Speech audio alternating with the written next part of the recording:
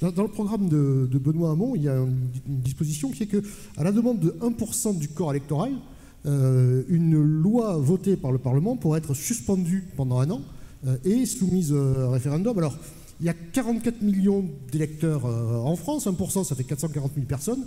Or, on l'a déjà évoqué la question, mais pour poursuivre sur l'exemple de la chasse, il y a 1,2 million de chasseurs. Donc ce 49.3 citoyen, est-ce qu'il ne risque pas de donner des pouvoirs un peu exorbitants à des groupes de pression bien organisés et du coup de paralyser toutes les réformes que vous avez évoquées, que vous proposez?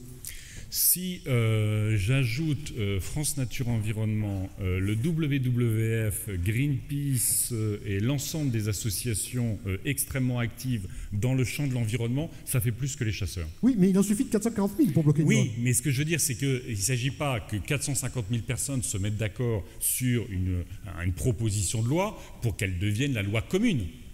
Le 49.3 citoyen que vous mentionnez, c'est une participation à l'élaboration des lois, c'est potentiellement un caractère provisoirement suspensif pour intégrer cette demande des citoyens. Ça ne veut pas dire que ça va s'appliquer, parce que sinon, effectivement, on sait tous qu'il y aura au moins 450 000 personnes qui seront contre l'IVG, il y aura au moins 450 000 personnes qui seront pour la peine de mort, pas simplement des animaux, mais des êtres humains.